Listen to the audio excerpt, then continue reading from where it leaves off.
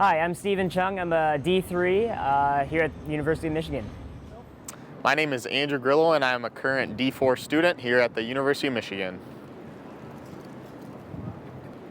I first chose my pathway because I wanted to make a difference in the school. That was ultimately the main decision factor for me.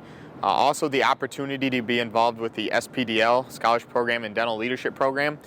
And from my personal perspective too, is I wanted to somewhat still do research. And what's great about the leadership pathway is you can have a little bit of a research feel to your project if you so choose to be it that way. So I've always wanted to do dentistry and business. So I figured, well, leadership pathway is the best fit for me. And so for me, at least, it was quite easy. I brainstormed some ideas with the other class of 2016 leadership students, and I thought, you know what, I'm going to work on the course evaluations process. And then I was told that Dr. Murdoch-Kinch was kind of looking on ways to improve it. So I chatted with her, and we thought mutually that we would be a good fit for each other moving forward on doing some sort of project. Yeah, so the leadership pathway is maybe not the most popular. Currently there's about 8 or 9 students in my pathway. So to pick a mentor was actually pretty easy. I just went to my leadership pathway directors. So that's Dr.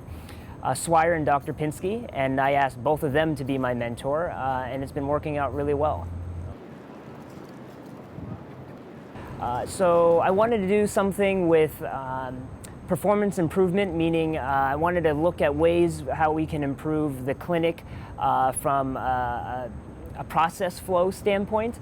And so Dr. Pinsky, my mentor, and he's on the leadership pathway, he recommended the project idea to me. And of course, at first, the idea was very, very large. And then one of the benefits of being in the leadership pathway is because there's so few of us, I get a lot of one-on-one time with my mentors. And so from there, we really could scale down the project.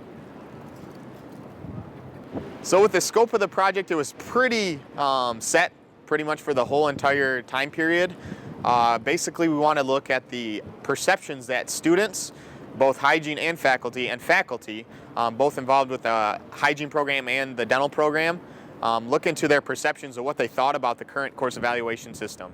Yeah, the scope of my project was definitely too large from the beginning. It would have taken more than myself. It would have taken several dental students and over probably several years for me to get the project done. So I just worked with Dr. Pinsky and Dr. Swire.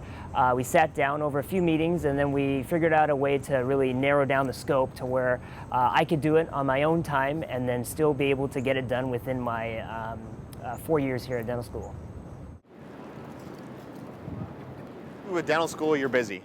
In order to balance everything, you have to be organized, obviously. So the leadership pathway, what's nice about it is they build time into your schedule for you to actually work on your projects and whatever you have going on. So taking advantage of any leftover time in my schedule to do a little bits here and there. But the big piece of advice I would give to any of you working on projects is just do little bits at a time. You don't need to do big chunks, all in one increment. But if you just keep knocking off a little bit here and there, you'll get some big strides in the end. Yeah, so I'm still managing my time. I'm not done with my project yet. As you know, we have flex times on Wednesdays, and then in the summer, sometimes we give up that flex time, but we have plenty of free time, I guess, during the summer. So for me, I would do things in spurts, so it'll be a lot of times where I don't do anything with my project when we have 26 some odd units to study for, and then some days where I'll just sit down and spend a good couple hours doing the project, and that's broken up over several weeks at a time. So a lot of ups, mainly working with great people. I ended up writing a manuscript with my project, and so I got to work with, besides Dr. Murdoch-Kinch, Dr. Vidya Ramaswamy and Dr. Engelhardt. As for the downs, it's just kind of the timing of everything. Obviously, like I said, being very busy, being able to make time for it. So you definitely have to prioritize. During D3, D4 year, if you're looking into specialty programs, it can get pretty busy when you're also trying to apply for things after dental school, the life after dental school. So just kind of prioritizing your time the right way. Throughout the long stretch. It's a marathon, it's not a sprint. So my project is about the rubber dam usage in the VIX clinics. Some of the ups and downs to that is there's a lot of ways where we can look at data and find out, to find out numbers as to, how many rubber dams are we using, and we can do a lot of surveys and interview people.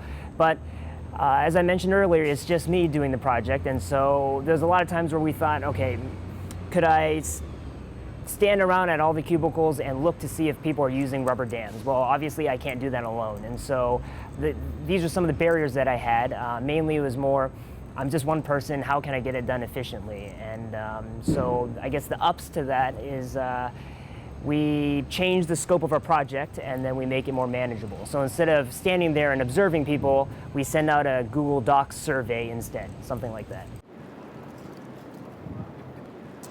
I did. So within the school here at the Research Day, for 2 years I presented during my D2 year and D3 year, which usually occurs around February. I also had the opportunity to present at the ADEA annual session, which was in Boston this past year, and present my research and represent the school. So some words of advice as you are D1s and choosing projects and choosing pathways is, if you can work as a group and do your project together. And then that way you can handle a bigger scope. You can do more within your project. And it might make things easier as well. And some time management advice is really to get started sooner rather than later. But make sure you don't put it off until your end of D3 or D4 year, because then you'll be worrying about clinical graduation requirements, which in your position now, you don't really know what's coming yet. So a lot of things happen all at once near the end, so you want to really get moving on your Pathways project sooner.